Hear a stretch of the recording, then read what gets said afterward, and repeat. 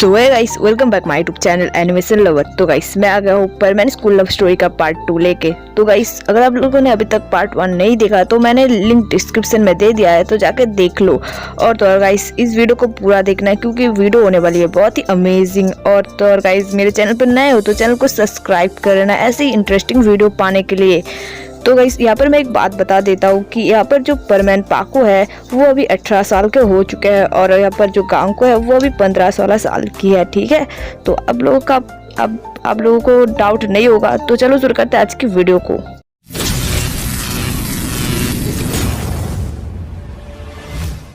तो गाइस आप लोगों ने पिछले पार्ट में देखा था कि हमारी जो मित्सुमेरे रहती है वो एक कॉफी शॉप में जाती है और वहाँ पर जाकर वो सोचने लगती है कि वो अब मिक्सो के स्कूल में ट्रांसफर हो जाएंगे।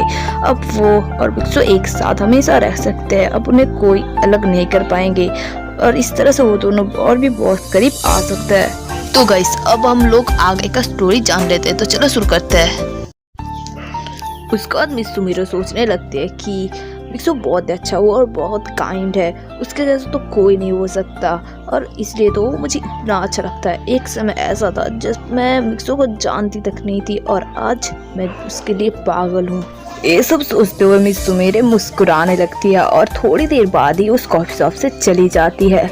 उसके बाद सीन चेंज होता है और सीन आता है हमारे मिक्सो पर, जो अपने क्लासरूम के बाहर बैठे खड़े होकर सोच रहा होता है कि अगर मैं आज उस बूढ़ी माँ की मदद करने नहीं जाता तो आज यहाँ पर क्लासरूम के बाहर मुझे खड़ा होना नहीं पड़ता। कैसी मुसीबत में पड़ गया मैं यार।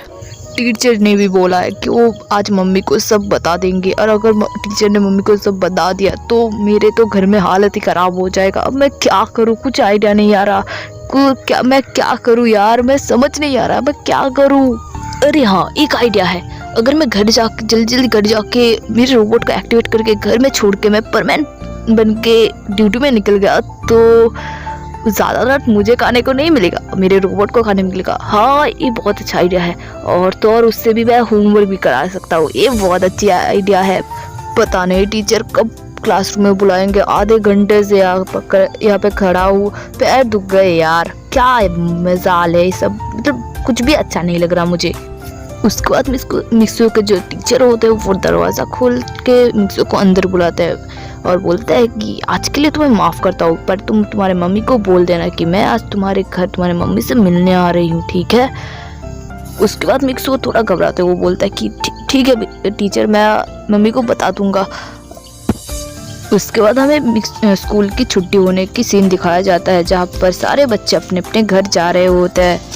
उनमें से हमारा मिक्सो जो होता है वो भी भागा भागा स्कूल से बाहर आता है और वो घर की ओर भाग रहा होता है। अचानक मिक्सो देखता है कि उसके सामने से एक ब्लैक कलर की कार आ रही है। तो मिक्सो सोचता है कि ये कार कहाँ से आ रही है और ये किस लिए इस तरफ आ रही है। तो हमारा जो मिक्सो रहता है वो बहुत ज़्यादा जल्दबाजी में रहता है, इसलिए वो इस सब चीज़ों में ध्यान नहीं देता और जल्दी से अपने घर के भागने लगता है। और उसके बाद हम देखते हैं कि वो जो ब्लैक कलर की कार थी वो हम मिक्सो के स्कूल के अंदर जाता है। उसके बाद उस कार से एक लड़की बाहर आती है और गाइस वो लड़की और कोई नहीं होता और वो लड़की हमारी सबसे प्यारी सुमेरे होसिनो होती है।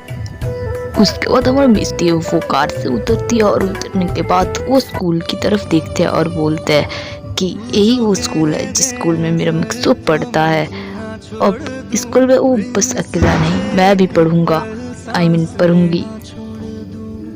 अब मैं देखती हूँ मिक्सो मेरे सामने कैसा पढ़ाई करता है। उसके बाद मित्सुमेरे स्कूल के अंदर चली जाती है और गाइस मित्सुमेरे को स्कूल के अंदर जाते हुए हमारी जो कांको रहती है वो देख लेती है और कांको सोचती है कि मित्सुमेरे होसिनो वो भी हमारे स्कूल में, ज़रूर कोई बात है। जल्दी से जाती हूँ और मित्सुमेरे से उनका ऑटोग्राफ लाती हूँ और भैया के सामने ताने मारूंगी और अपने फ्रेंड के सामने भी। उसके बाद कांको जल्दी से नीचे चली जाती है सुमेरे से ऑटोग्राफ मांगने। उसके बाद हम लोग देखते हैं कि हमारी जो सुमेरे होसिनो रहती है वो अपने मैनेजर के साथ ऑफिस रूम के सामने आता है। ऑफिस रूम मतलब जहाँ पर प्रिंसिपल और बाकी टीचर्स रहते हैं, वैसे कुछ जगह पे आते हैं। तो और मिस सुमेरे को ढूंढते ढूंढते कांको भी ऑफिस रूम के सामने चली आती है। मिस सुमेरे को देखते ही कांको मिस सुमेरे को बुलाने जा रही होती है कि अचानक मिस सुमेरे के मैनेजर कहते हैं, मिस सुमेरे ये प्रिंसिपल का रूम, अब आप जाइए यहाँ पर अपना एडमिशन करा लीजिए। उसके बाद मिस सुमेरे कहती है ठीक है मैनेजर, मैं अभी जाती हूँ और उनसे हमारे एडमिशन के बारे में बोलती हूँ।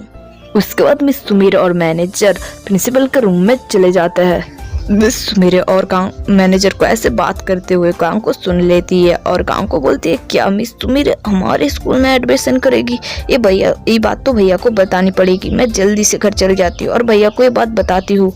उसके बाद गांव को अपने घर के लिए निकल जाती है।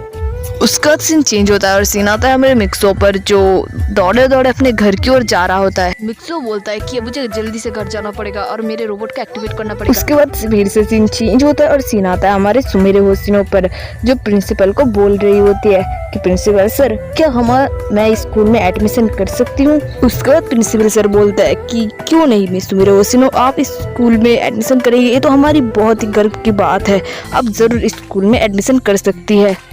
उसके बाद प्रिंसिपल सर मिस सुमेरे को अपने स्कूल में एडमिशन करा लेते हैं। उसके बाद सीन चेंज होता है और सीन आता है हमारे मिक्सो पर, जो अपने घर पहुंच गया था। घर पहुंचते ही मिक्सो अपने रोबोट को एक्टिवेट करता है और अपना परमानेंट पोशाक पहनता है और अपने रोबोट को बोलता है कि मैं अभी जा रहा हूँ परमानेंट की ड्यूटी करने, तुम यहाँ पर मेरा होमवर्क पूरा करो।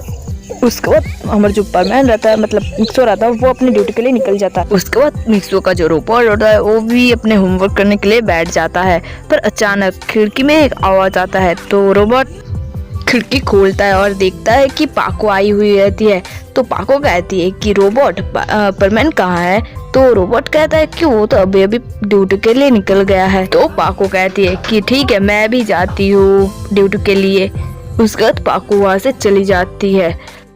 उसके बाद सीन चेंज होता है और सीन आता है हमारे मिक्सो पर, जो एक बिल्डिंग के ऊपर सो रहा होता है कि अचानक उसकी परमानेंट बैच बजने लगता है।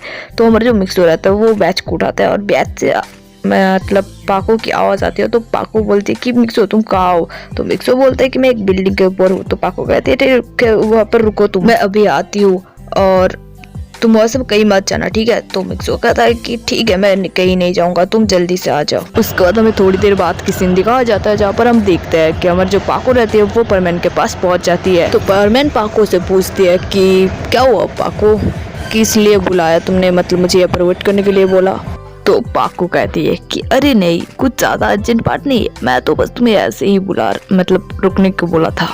तो परमैन बोलता है कि बस तुम इतनी बात के लिए मुझे मतलब बुलाए, वह कितने अच्छे से सो रहा था पाको। तो पाको कहती है क्या तुम सो रहे थे? तो क्या तुम स्कूल में भी ऐसे सोते रहते हो? ये सुनकर जो परमैन रहता है वो पाको का मुंह पकड़ लेता है और यहाँ पर एक बहुत ही अच्छा रोमांटिक सीन बन जाता है। इस कदर तुमसे हमें प्यार हो गया, हद से ज्यादा हद से पार हो गया।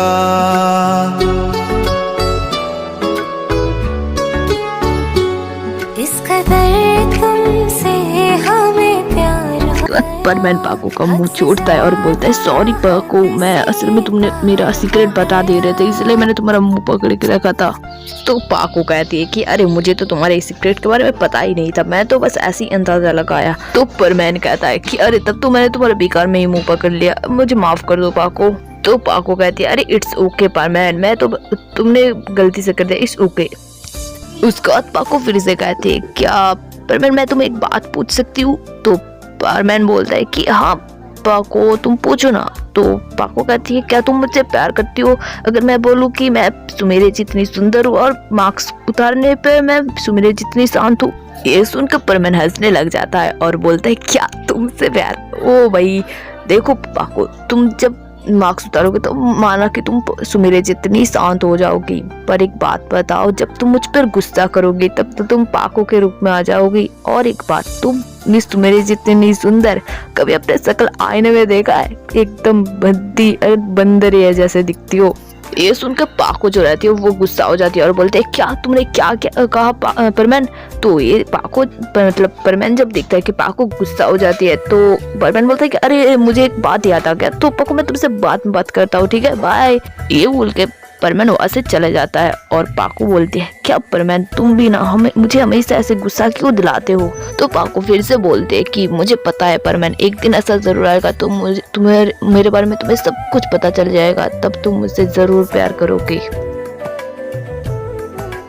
To be continue. तो गाइस परमैन स्कूल लव स्टोरी का पार्ट 2 आज खत्म होता है। तो गाइस पार्ट 3 चाहिए तो मुझे कमेंट करके ज़रूर बताना। और गाइस आई होप कि आप लोग को वीडियो बहुत अच्छा लगा तो लाइक करना और कमेंट करके बताना कि कैसा लगा है। तो मिलता है परमानेंट स्कूल ऑफ स्टोरी के पार्ट 3 में। आज के लिए बाय बाय।